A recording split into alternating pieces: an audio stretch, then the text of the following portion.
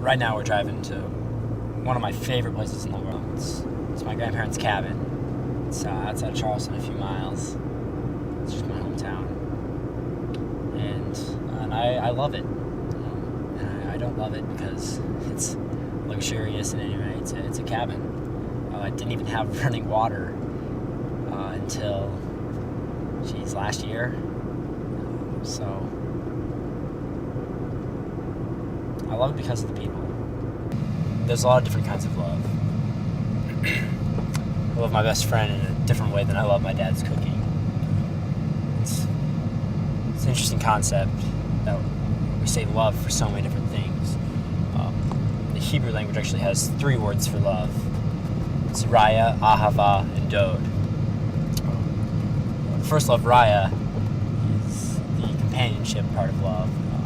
That's my buddies. That's my best, closest friends. Just hanging out. I love their company. That's raya. Ahava is the emotional feeling behind love. It's the emotion. It's the deeper. It's the commitment. Ahava is what I'll feel for my wife. Knowing no matter what happens to her, I'll be there for her. But on the flip side, knowing no matter what happens to me, she'll be there for me. Ahava is the emotional connection beneath that. Dod is the final and the physical, sexual part of a relationship. It's another form of love, and it's one that's very important. It brings you very close to someone. But what I'm saying is, it doesn't matter how you love someone.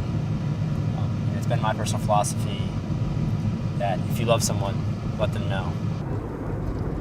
My oldest cousin's name is Adrian Lowenberg, and I always looked up to him so much. Geographically, we weren't that close. He lived in Florida growing up. I lived in Illinois. Got to see him maybe once a year. I always really admired him.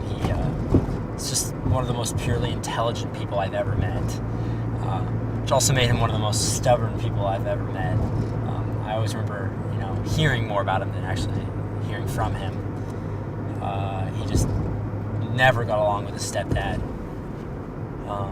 They argued a lot. Senior year of high school, Adrian actually moved out of his house and lived out of his car. He showered at the beach. They went to class, and then he full-time as a student, and then he worked in the evenings at a movie theater. I just remember, this is what worried me, is because I know he could do it, and he was just proving a point, I'm sure. But when you're 18 years old, that should be the least of your worries. I just remember always worrying about him, and he graduated and joined the military. He became an engineer in the Navy, which, even though the military is not specifically for me, I thought that was great, because here he is using his intelligence. I know for sure he's got a place to sleep every night, 3 meals every day, and the fact that he was on submarines for 4 months at a time and just wouldn't see the sun for 4 months at a time, it's an interesting job. So I remember worrying about Adrian a little less, because I know he's a rebellious kid, but it's the U.S. government. I mean, they're going to take care of him. So this summer I did a phone call when I'm home from my aunt, Adrian's mom. She goes, asking me, "Have you seen Adrian? He was supposed to report on Friday. We haven't heard from him in a few days. Just want to know if he reached out to you guys." And this was Sunday, so I was no. I mean, we haven't heard from him. I'll let you know, though. And now he was supposed to report on Friday, so he's absent without leave. I was concerned, but at the same time, I knew my cousin, and I thought maybe he just rented a car and drove across the country. That's Adrian. I mean, that's what he would have done years ago. I mean, he's grown up, he's matured now, but that's what he would have done. So I didn't think much of it. Went back to work next week as normal. 3 days later, my father gave me a phone call, and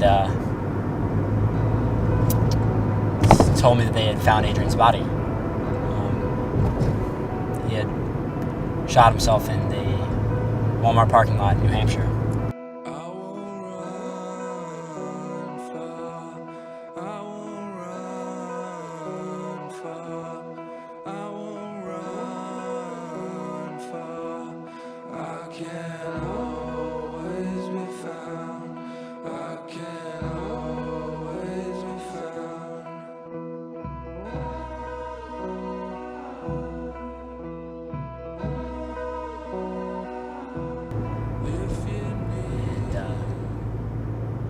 I never really understood the term heartbreak until that moment. That was when I realized.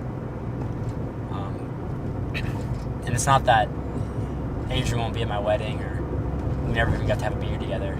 That's not what's the upsetting part. The upsetting part is he chose this. And I know that I hugged him goodbye the last time I saw him. And I know how much I looked up to him. But I wish I would have said it. It wouldn't have changed anything. But at the same time, I wish I would have said it. If you love someone, let them know.